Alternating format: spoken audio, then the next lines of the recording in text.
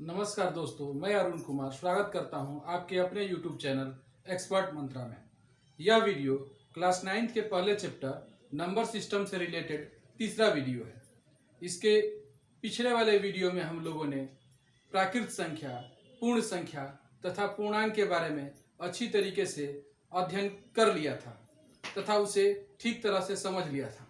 इस वीडियो में हम लोग परिमेय संख्या यानी रेशनल नंबर के बारे में पढ़ेंगे। तो चलिए शुरू करते हैं। परिमेय संख्याओं को पढ़ने से पहले हम लोग एक बार पुनः प्राकृत संख्या, पूर्ण संख्या तथा पूर्णांक को समझ लेते हैं। गिनती की संख्या को हम लोग प्राकृत संख्या कहते हैं और प्राकृत संख्या के साथ केवल एक शून्य को शामिल कर देने पर वह पूर्ण संख्या कहा जाता है तथा पूर्ण संख्या के साथ ऋणात्मक संख्याओं को शामिल करने पर जो संग्रह बनता है उसे हम लोग पूर्णांक कहते हैं। अब हम लोग परिमेय संख्या के बारे में समझते हैं। तो वैसी संख्या जो p/q के रूप में लिखी जा सकती हो, जहां पर p और q पूर्णांक हो तथा q 0 के बराबर न हो, उसे हम लोग परिमेय संख्या यानी रेशनल नंबर कहते हैं। परिमेय संख्याओं के संग्रह को हम लोग कैपिटल Q से व्यक्त किया जाता है, उसको निरूपित किया जाता है। लिख सकते हैं कि वे संख्याएं जिन्हें p/q के रूप में व्यक्त किया जाए,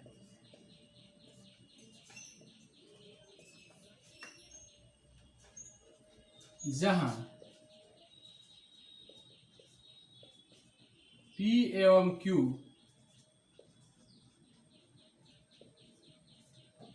पूर्णांक हो तथा q नॉट इक्वल टू 0 यानी q का मान 0 के बराबर न हो, उसे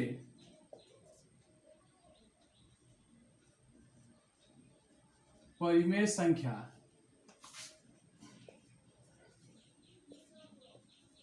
कहते हैं। यानी वैसी संख्या जिसको हम लोग p/q के रूप में व्यक्त करें, और ध्यान रखना है कि p और q दोनों पूर्णांक हो। तो पूर्णांक में शून्य भी सम्मिलित होता है, किंतु जो ये q है यानी हर, वह 0 नहीं होना चाहिए। भले अंश 0 हो जाए, p 0 हो जाए तो उससे कोई मतलब नहीं है, लेकिन q 0 किसी भी हालात में नहीं होना चाहिए। तो उस संख्या को हम लोग परिमेय संख्या कहते हैं।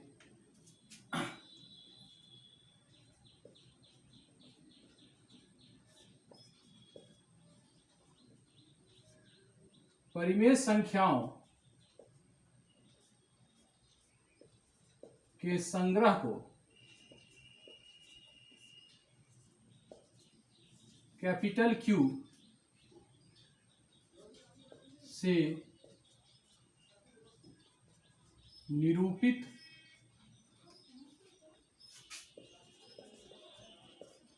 किया जाता है। परिमेय संख्या का जो संग्रह है उसको हम लोग कैपिटल Q से निरूपित करते हैं। यह कैपिटल, यह Q जो है, Q शब्द बना है कोसेंट। Q जो अक्षर है यह कोसेंट से लिया गया है, QUOTIENT, कोसेंट।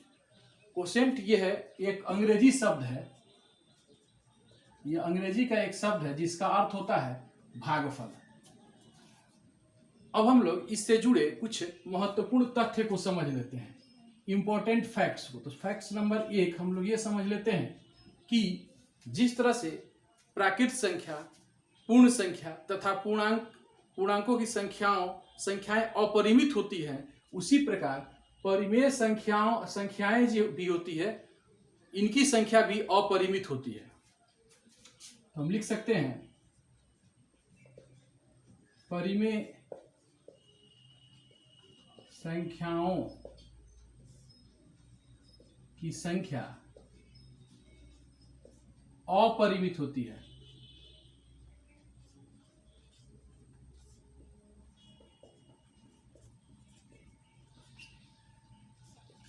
दूसरा महत्वपूर्ण बात यह है कि जब परिमेय संख्याओं की संख्या अपरिमित होती है, अच्छा इसका हमने बताया नहीं कि जैसे इसका एग्जाम्पल क्या हो सकता है। तो परिमेय संख्याओं के में का उदाहरण में जैसे चूंकि p/q के रूप में लिखा जाएगा, तो मान लीजिए कि 2/3 -4/5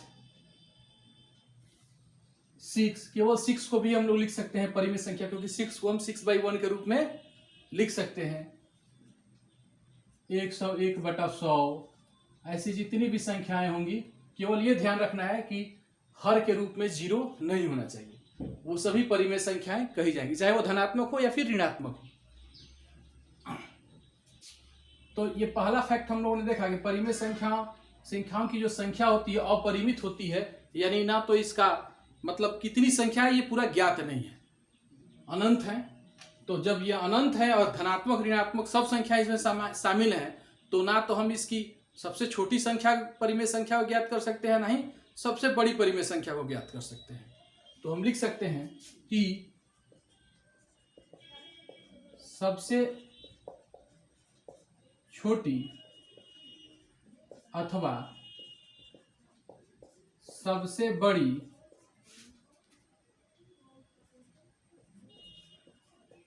परिमेय संख्या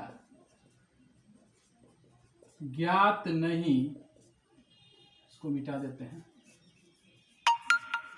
ज्ञात नहीं की जा सकती है। अब तीसरा जो महत्वपूर्ण बात है कि जितने भी प्राकृत संख्या होते हैं, पूर्ण संख्या होते हैं तथा पूर्णांक होते हैं, वे सभी परिमेय संख्या होते हैं। यानी हम लिख सकते हैं कि प्रत्येक प्राकृत संख्या, पूर्ण संख्या तथा पूर्णांक एक परिमेय संख्या होता है।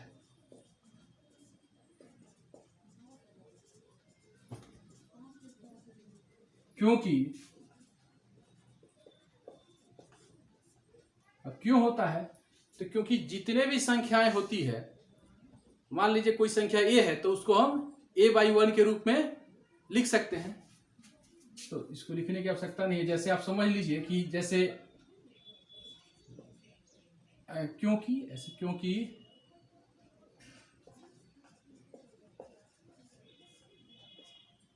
अगर किसी प्राकृत संख्या की बात करें तो मान लीजिए 5 एक प्राकृत संख्या है, तो 5 को हम लिख सकते हैं 5/1।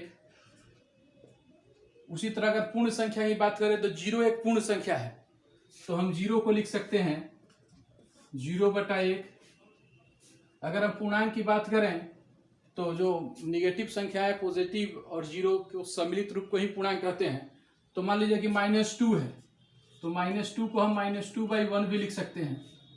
इस प्रकार से ये p/q के रूप में आ गई, यानी यह परिमेय संख्या है। तो यह एक महत्वपूर्ण तथ्य है कि जितनी भी प्राकृत संख्या होती है, पूर्ण संख्या होती है या पूर्णांक होती है, वे सभी परिमेय संख्या होती है। 0 भी एक परिमेय संख्या होती है, क्योंकि 0 को हम 0/1 यानी 0/1 के रूप में लिख सकते हैं। तो यह वीडियो यहीं पर समाप्त हो गया। अगले वीडियो में हम लोग परिमेय संख्या, दो दी गई परिमेय संख्याओं के बीच में अनगिनत परिमेय संख्याओं को निकालना सीखेंगे। यह वीडियो अगर आपको अच्छा लगा हो तो अपने दोस्तों के बीच शेयर कीजिएगा।